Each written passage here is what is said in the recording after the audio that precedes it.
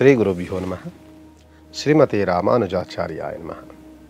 ವೀಕ್ಷಕ ಸ್ನೇಹಿತರಲ್ಲಿ ಪ್ರಾತಃಕಾಲದ ನಮಸ್ಕಾರಾದಿಗಳನ್ನು ಮಾಡ್ತಾ ನೋಡಿ, ಈ ತಿಂಗಳು ಜೂನ್ ತಿಂಗಳು ಭವಿಷ್ಯ ಕಾರ್ಯಕ್ರಮದಲ್ಲಿ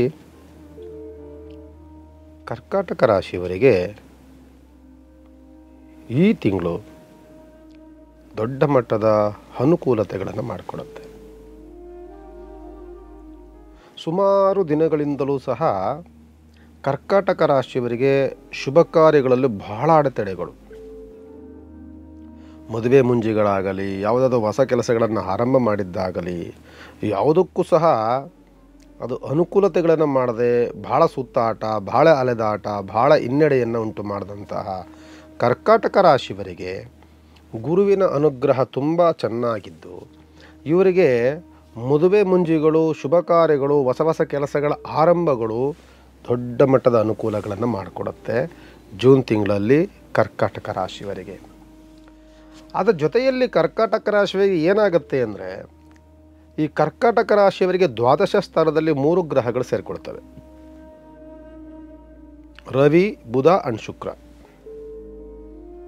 ಈ 3 ಗ್ರಹಗಳು ದ್ವಾದಶ ಬಂದಾಗ ಕರ್ಕಾಟಕ ರಾಶಿಯವರಿಗೆ ಏನಾಗುತ್ತೆ ಅಂದರೆ, ಶುಭ ಕಾರ್ಯಗಳಲ್ಲಿ ಅನುಕೂಲ, ಹೊಸ ಹೊಸ ಕೆಲಸಗಳ ಆರಂಭಗಳಾಗುತ್ತೆ, ನೀವು ಅಂದುಕೊಂಡಂತಹ ಎಲ್ಲ ಕೆಲಸಗಳು ಕೈಗೂಡುತ್ತೆ, ಹಣಕಾಸಿನ ದೊಡ್ಡ ಮಟ್ಟದ ನಷ್ಟವನ್ನು ತಂದುಕೊಡುತ್ತೆ. ಶುಭ ಕಾರ್ಯಗಳೆಲ್ಲವೂ ಕೂಡುತ್ತೆ, ಎಲ್ಲ ಮಾಡಬೇಕು, ಎಲ್ಲ ಅನುಕೂಲವಾಗ್ತಿದೆ, ಆದರೆ ಹಣಕಾಸಿನ ಕೊರತೆ, ಹಣಕಾಸಿನ ಗೊಂದಲ, ಹಣಕಾಸಿನ ದೊಡ್ಡ ಮುಗ್ಗಟ್ಟು ನಿಮಗೆ ತಲೆದೋರುವಂಥದ್ದು ಈ ತಿಂಗಳಿರುತ್ತೆ. ಯಾಕೆಂದರೆ ದ್ವಾದಶ ಸ್ಥಾನದಲ್ಲಿ ಬಂದಂತಹ ಶುಕ್ರ ನಷ್ಟವನ್ನುಂಟು ಮಾಡ್ತಾನೆ. ನಿಮಗೆ ಹಣಕಾಸಿನ ದೊಡ್ಡ ಮಟ್ಟದ ನಷ್ಟ, ಕಷ್ಟ, ಸಮಸ್ಯೆ, ಗೊಂದಲ. ನೀವು ಯಾರೋ ಒಬ್ಬರು ನಂಬ್ಕೊಂಡು ನೀವು ವ್ಯವಹಾರವನ್ನು ಮಾಡೋಕ್ಕೆ ಹೋಗ್ತೀರಿ ಅಂದರೆ ಅವ್ರು ಕೈ ಕೊಡ್ತಾರೆ. ಇನ್ಯಾವುದೋ ಬರುತ್ತೆ ಅಂತ ನೀವು ಅಂದ್ಕೊಂಡಿದ್ರೆ ಅದು ಲೇಟ್ ಆಗುತ್ತೆ. ಆ ಶುಭ ಕಾರ್ಯಗಳಿಗೋಸ್ಕರವಾಗಿ ದೊಡ್ಡ ಮಟ್ಟದ ಸಾಲಗಳಿಗೆ ಸಿಕ್ಕಾಕೊಳ್ಳುವಂಥ ಸನ್ನಿವೇಶಗಳು ಇರುತ್ತೆ.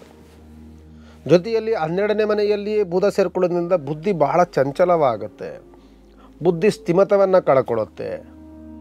ಜೊತೆಯಲ್ಲಿ ಈ ಬುಧ ಯಾರಕ್ಕೆ ಕಾರಕ ಅಂದರೆ ಭೂಮಿಗೆ ಕಾರಕನಾಗ್ತಾನೆ. ಈ ಭೂಮಿಯ ವಿಚಾರದಲ್ಲೂ ಕಲಹಗಳು ಸೃಷ್ಟಿಯಾಗುತ್ತೆ.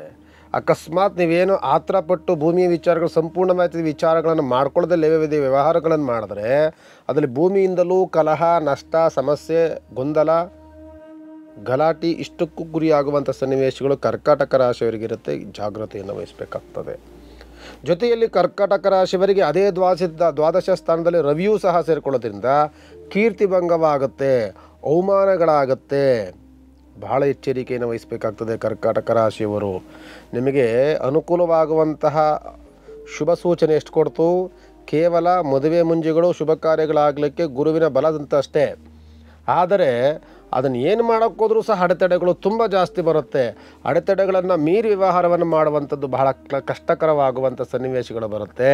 ನಿಮಗೆ ರವಿ ಬಂದಾಗ ಕೀರ್ತಿಭಂಗವಾಗುತ್ತೆ, ಅವಮಾನಗಳಾಗುತ್ತೆ, ಸಂಕಷ್ಟಗಳು ಬರುತ್ತೆ, ಅವಮಾನ ಮಾಡುವಂಥ ವ್ಯಕ್ತಿಗಳು ಸಿಗ್ತಾರೆ, ಕೆಲಸ ಮಾಡುವಂತಹ ಜಾಗದಲ್ಲಿ ಕಿರಿಕಿರಿ, ಮೇಲಧಿಕಾರಿಗಳಿಂದ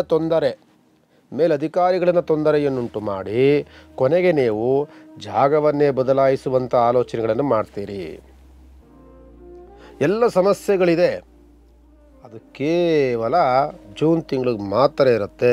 ಅದಕ್ಕೋಸ್ಕರವಾಗಿ ಯಾವುದೇ ಕೆಲಸಗಳನ್ನು ಬದಲಾಯಿಸಕ್ಕೆ ಹೋಗಬೇಡಿ.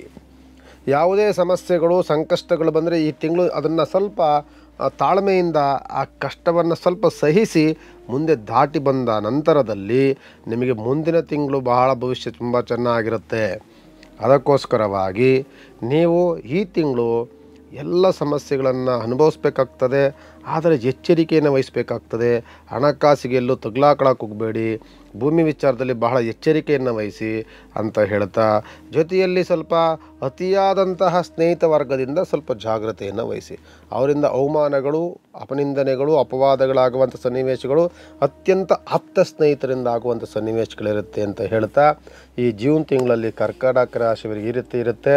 ಅಕಸ್ಮಾತ್ ಹೆಚ್ಚಿನ ವಿಚಾರಗಳು ಬೇಕು ಅಂದರೆ ನಾನು ಒಂದ್ಸಲ ಭೇಟಿ ಮಾಡ್ತೇನೆ, ನಿಮಗೆ ಸಂಪೂರ್ಣವಾದಂಥ ವಿಚಾರಗಳನ್ನು ತಿಳಿಸ್ತೀನಿ. ಇಂತಹ ಕಾರ್ಯಕ್ರಮವನ್ನು ಮುಕ್ತಾಯಗೊಳಿಸ್ತೇವೆ. ಭಗವಂತ ನಿಮಗೆ ಒಳಿತನ್ನು ಮಾಡಲಿ.